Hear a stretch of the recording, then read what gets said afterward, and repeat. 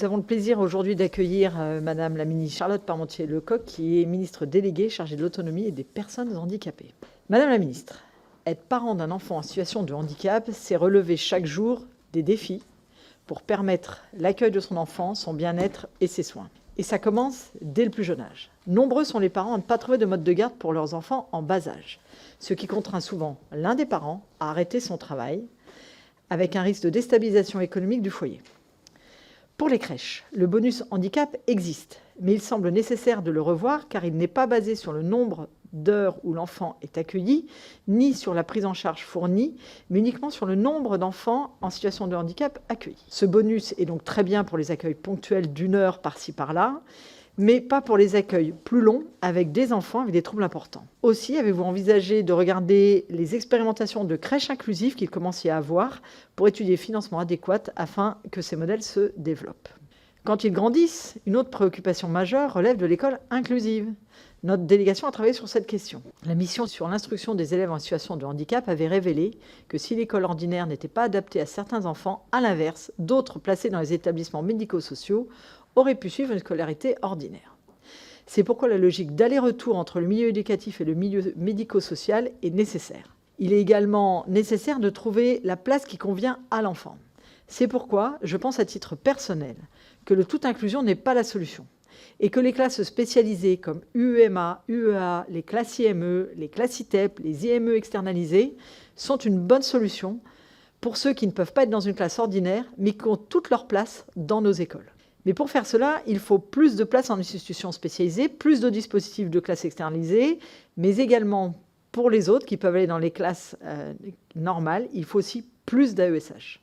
Qu'à la rentrée 2025, de nombreux élèves en situation de handicap se sont retrouvés sans solution d'accompagnement. J'aimerais donc vous entendre sur votre ambition partagée avec l'Éducation nationale pour ouvrir plus de dispositifs spécialisés dans les écoles, mais également avoir un nombre d'AESH nécessaire afin que chaque enfant soit accueilli avec les moyens à la hauteur de ses besoins. Cette volonté de toute inclusion, je vous le dis, ne doit pas faire oublier que certains enfants devront rester dans des dispositifs spécialisés. Or, il n'y a pas un mois sans qu'une famille nous signale une problématique de place dans les établissements spécialisés. Or, souvent, quand un enfant n'a pas de place, c'est un parent qui doit s'arrêter pour s'en occuper. Et c'est souvent, malheureusement, la femme. Ce phénomène est accentué par le maintien de 6 000 à 7 000 jeunes adultes dans les établissements pour enfants au titre de l'amendement Creton, faute de place dans les structures adultes. Face à ce constat, quelles mesures concrètes comptez-vous mettre en œuvre pour répondre à la saturation des instituts médico-éducatifs pour enfants et les autres dispositifs adaptés aux enfants pour garantir à chacun un parcours adapté? Ces enfants en situation de handicap sont aussi, de par leur vulnérabilité, plus facilement victimes de violences. Être en situation de handicap multiplie par 3 ou 4 le risque d'être agressé sexuellement ou violé. Le déploiement de l'attestation d'honorabilité pour exercer dans des structures accueillant des enfants en situation de handicap est une bonne nouvelle. Mais comment fait-on pour sensibiliser ces enfants à ce qui peut être fait à leur corps et à la notion de consentement afin qu'ils puissent eux-mêmes détecter les violences dont ils sont victimes? Doit-on mettre des enseignements type EVARS dans l'Éducation nationale dans les établissements médico-sociaux? Une autre préoccupation, relevée dans le rapport de la délégation, portait sur la simplification des démarches pour les parents et notamment les notifications MDPH. À ce titre, je salue l'évolution annoncée vers une pérennisation de l'allocation d'éducation de l'enfant handicapé. Et s'agissant des dossiers MDPH, pour prétendre à un accompagnement humain à l'école, la mission avait préconisé de rendre possible une obtention des droits durant tout un cycle scolaire, pour éviter ainsi le renouvellement chaque année. Cette piste a-t-elle été explorée par vos équipes? Enfin, vous me connaissez, je ne pourrais terminer mon propos sans évoquer les enfants de l'aide sociale à l'enfance. Un quart des enfants qui bénéficient de mesures de protection sont en situation de handicap selon les chiffres 2024 de l'UNAPI et de la CNAP.